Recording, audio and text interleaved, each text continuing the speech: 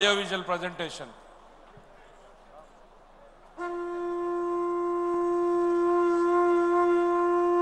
మహావేడుకల నింగి నేల పసుపుమేమై పరవశించేలా అంగరంగ వైభవంగా జరుగుతున్న మహానాడు పండుగ వేళ 10 కోట్ల తెలుగు తమ్ముళ్లకు, ఆడపడుచులకు, రైతన్నలకు, శ్రమజీవులకు, దేశ విదేశాల్లో తెలుగు కీర్తి పతాకాలుగా వెలుగొందుతున్న మన బిడ్డలకు వివిధ రంగాలలో తన ప్రజ్ఞా పాఠవంతో తెలుగు తల్లికి సాంస్కృతిక, సాంకేతిక, సాహిత్య నీరాజనమిచ్చిన కళాకారులకు, మేధావులకు, శాస్త్రజ్ఞులకు, విజ్ఞులకు, ముఖ్యంగా నా పసుపు జెండాను కుండెల మీద మోస్తున్న తెలుగుదేశం కార్యకర్తలకు నా హృదయపూర్వక నమస్సుమాంజలి.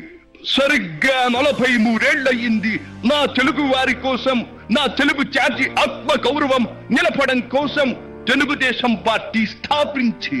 నేను స్థాపించాను అనే కన్నా పుట్టింది అనాలేము. ఎందుకంటే ఆనాడు కార్మికుడి చెమట నుంచి, కర్షకుల రక్తం నుంచి, చాడిత పీడిత ప్రజల బాధ నుంచి పుట్టింది తెలుగుదేశం. కులమత వర్గాలకు అతీతమైన నవ సమాజానికి సరైన నిర్వచనం చెప్పేందుకే తెలుగుదేశం పుట్టింది. పేదకు కనీస అవసరాలైన పూటకు పక్కెడన్నము, తన దాచుకోవడానికి పక్కా ఇల్లు, గౌరవం నిలుపుకోవడానికి ఒంటి మీద వస్త్రం, వీటితో పాటు రైతన్నల సంక్షేమం, ఆడపడుచుల అభ్యుదయం, బలహీన వర్గాలకు పాలనాధికారం, వీటిని అందించడం కోసం మొదలైన తెలుగుదేశం ప్రస్థానం ఆ తరువాత ఎన్నో మలుపులు తిరిగింది. కొత్త జగతికి, అపూర్వ ప్రగతికి ప్రాటను వేసింది. హైదరాబాద్, సికింద్రాబాద్లకు ట్యాంకు బండతో నేను సాంస్కృతిక వారధి కడితే, ఆ తరువాత సైబరాబాద్ అనే కొత్త నగరాన్ని పుట్టించి తెలుగు నేలకు, ఆధునిక ప్రపంచానికి సాంకేతిక వారధిని కట్టించిన వాడు చంద్రబాబు. లక్షల రూపాయల జీతం గురించి ఏమారైనా కలగన్నామా? దాన్ని సాధ్యం చేసింది నా తెలుగుదేశం ప్రభుత్వమే అని చెప్పడానికి నాకు గర్వకారణంగా ఉంది. డోక్రా సంఘాలతో నా ఆడపడుచులు సాధించిన ఆర్థిక స్వాతంత్ర్యం చూసి నాకు సంతృప్తిగా ఉంది. గోదావరిని కృష్ణమ్మతో కలిపేది ఎప్పుడో పోలవరం తెలుగు వారికి దేవుడిచ్చిన వరంగా రూపొందే శుభదినం ఎప్పుడో అని ఆనాడు నేను పలవరించాను. పట్టి సీమతో ఒకటి నెరవేరింది.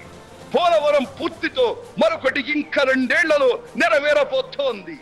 రెక్కలు ముక్కలు చేసుకున్న డొక్క సగం నిండని పేద ప్రజానీకారికి ఇంత ఆదరవు కల్పించడానికే ఆనాడు కిలో 2 రూపాయల బియ్యం పథకం పెట్టాను.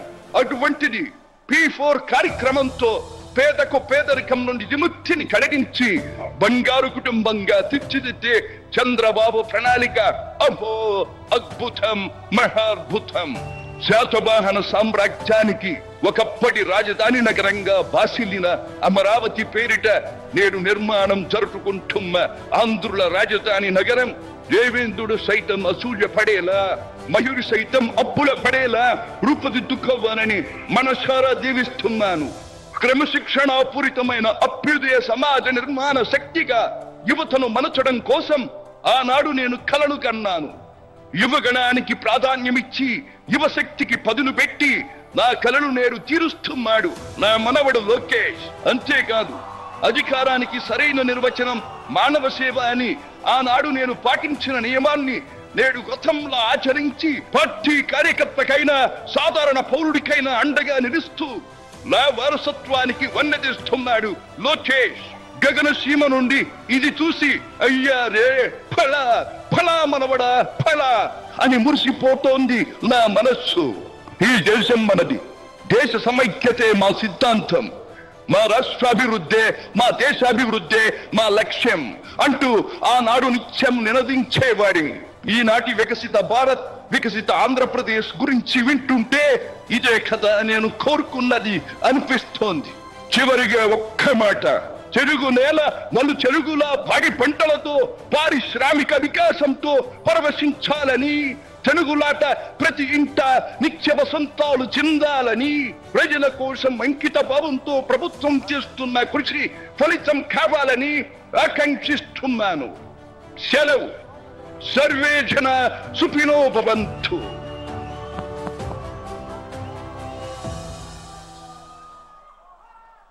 చంద్రబాబు నాయుడు గారు ఇన్ఫర్మేషన్ టెక్నాలజీ అన్న రోజుల్లో అర్థం కాలేదు. ఇప్పుడు ఆర్టిఫిషియల్ ఇంటెలిజెన్స్, క్వాంటమ్ టెక్నాలజీ అంటుంటే ఇంకా ఆలోచిస్తూ ఉన్నాం.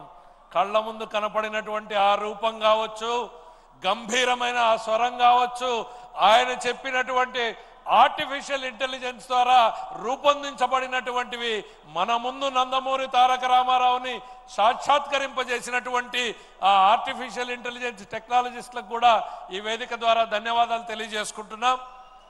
అధ్యక్షుల వారు 2 మాటలు మనతో పంచుకోవాలనుకుంటున్నారు. ఇదే నివాళులు అర్పించడానికి.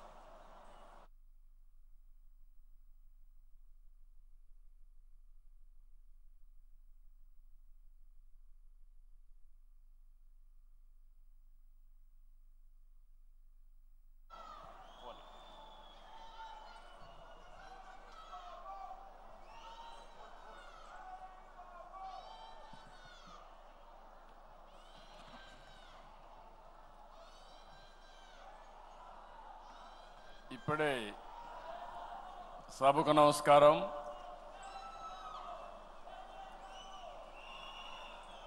గట్టిగా అందరం కూడా ఎన్టీఆర్ అంటే గట్టిగా మీరు అమరహని గట్టిగా చెప్పాలి. రీసౌండ్ రావాలి. మీ నియోజకవర్గాల్లో కూడా ఈ శబ్దం వినిపించాలి. ఎన్టీఆర్, ఎన్టీఆర్, ఎన్టీఆర్.